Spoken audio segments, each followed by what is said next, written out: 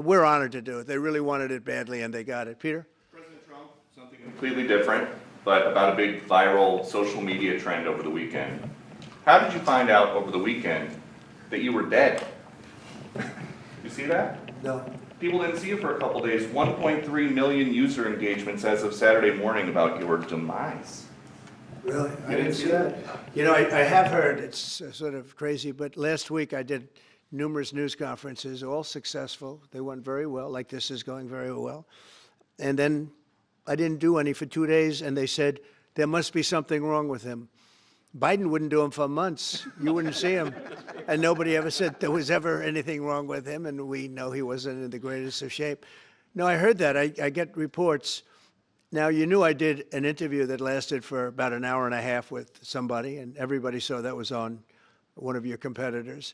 I did numerous shows and also did a number of truths, long truths, and I think pretty poignant truths. No, I was very active over the weekend. They also knew I went out to visit some people at the club that I own, pretty nearby on the Potomac River. And no, I've been very active actually over the weekend. I didn't hear that one. That's pretty serious stuff. I'm glad it's Well, it's fake news. You know, it's just it's so fake. That's why the media has so little credibility. I knew they were saying, like, is he okay? How's he feeling? What's wrong? I said, I just left. And it's also sort of a longer weekend, you know, it's Labor Day weekend. So I would say a lot of people know I was very active this Labor Day.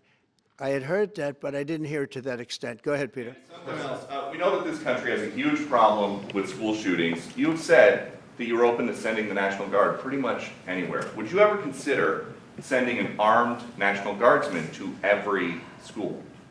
Well, we have a big problem with school shooting, but we also have thousands and thousands of schools that run perfectly. You know, they talk about you can do things construction-wise, and that's really, I think nobody knows more about construction than me. You can build the construction doors. You can build what they call safety doors, where they lock on the outside, the inside, and every place else. Well, but if one of these lunatics happens to get through, then the police can't get in.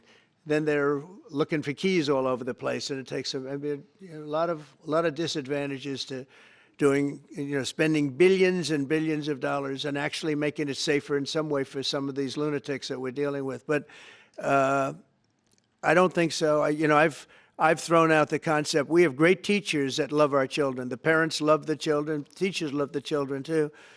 And if you took a small percentage of those teachers that were in the military, that were distinguished in the military, that were in the National Guard, et cetera, and you let them carry, that's something that a lot of people like. I sort of liked it. I'd have to be studied, but they're trained. They know about weapons. You can't do it with every teacher because most teachers don't know, but I always thought that would be an alternative.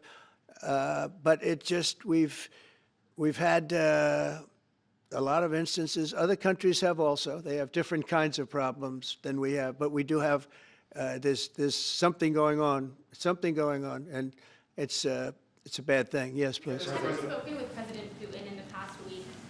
Have you spoken with President Putin in the past week? Yeah, I don't want to, I have learned things that will be very interesting. I think in the next few days you'll find out. Will there be any consequences if there isn't some type of announcement of a meeting with President Putin and President Zelensky? Yeah, there will and what be. could those consequences be? We're going to see what happens. We're going to see what they do and what happens. I'm watching it very closely. Last week, they lost 7,000, between the two countries, 7,313 soldiers, to be somewhat exact, for no reason whatsoever. And they're Russian and they're Ukrainian, but, they're soldiers. I want to see it end. Yeah. Mr. President, have you decided you're definitely going to send National Guard troops to Chicago? I didn't say when, but the answer is, look, Chicago's very interesting because I watched Pritzker get up and say about, we don't need help, we're safe. But 2 weeks ago, they had 6 people murdered, and they had 24 people hit by bullets. Last week, as you know, it was 7 people, 24 people hit, and 7 people died. And then over the last 2 days, that was the crown jewel. They had, I guess, 9 or 10 killed, and 50 hit with bullets. And you have this governor get up, who's a terrible governor, probably he and Gavin Newsom would be probably the two worst and most naive. They're naive. Either they're naive or they're very untruthful. And he'll say, we don't want any protection. We don't need. So in the last 3 weeks, he's lost almost 20 people killed. There's no place in the world, including you can go to Afghanistan, you can go to places that you would think of. They don't even come close to this. Chicago is a hellhole right now. Baltimore is a hellhole right now. Parts of Los Angeles are terrible. If we didn't put out the fires, and I mean the other fires, the bullet fires, they didn't do a good job with, they should have had the water coming down, like I said. You know, we had to release the water. We had to go in and release the water to LA.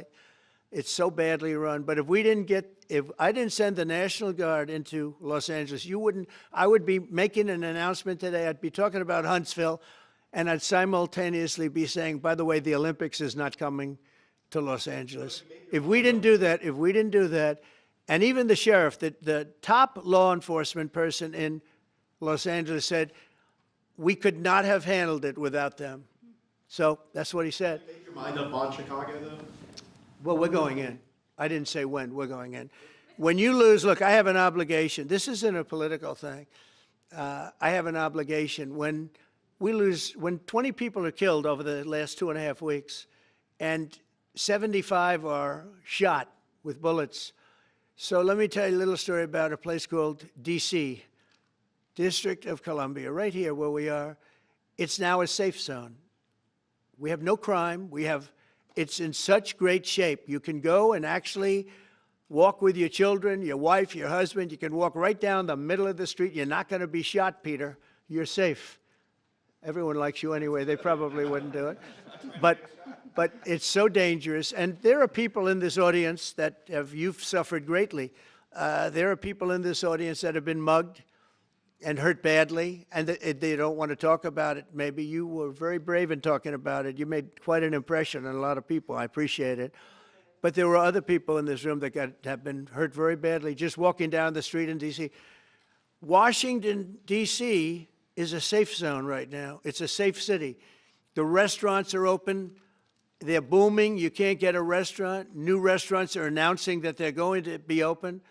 This took place in 12 days. Now it's 15 days, but 3 days ago it became what's known as a safe zone. It's a safe city. And this city was really bad, really, really bad. We took 1,600 people out, hardcore criminals that will not be coming back anytime soon. And we're very proud of it. You know, to have our nation's capital lose every week. You know, it was like years, many years, where every single week somebody was killed for many, many, many consecutive weeks. This went on for years. And then we had, last week it was announced that nobody was killed last week. And I made that announcement in front of a very distinguished leader of a country. And I'm saying proudly, ladies and gentlemen, nobody was killed in Washington, D.C. this week. He looked at me like, what's that all about? I say, yeah, we have a little bit of a crime problem. And we don't have a crime problem in Washington anymore. And the mayor has been very helpful, and the police commission has been very helpful, and it's been a great team. And I would love to have Governor Pritzker call me.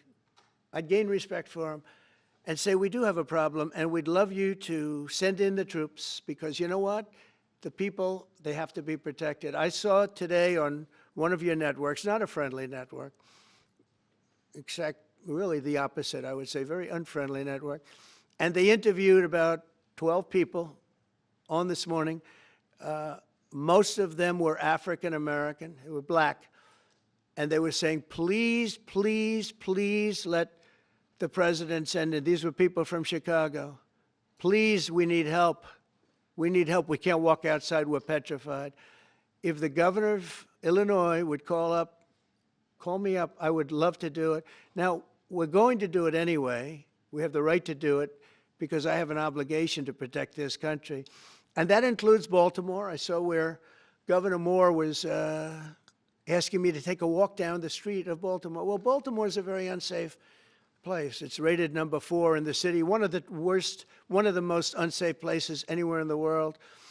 But, you know, we took care, this was a beautiful thing that happened in Washington because we showed that it could be done. And this wasn't just sending big, strong guys, and they are big and they are strong. You know, we had a great decision from the Supreme Court that had to do with sort of talent. It had to do with you are put down based on merit. You can hire based on merit. So merit for a soldier or for a policeman is strong, physically fit, something, you know, having a certain ability, not a person that is woke and got the job through woke, but wasn't strong enough to lift a gun out of the holster, et cetera, et cetera. No, I looked at the police. As you know, last week I went over, we had a meeting with, there had to be 300 people, and they were all very impressive looking. And when the bad guys see them, they're not going to do a thing. And so I'm very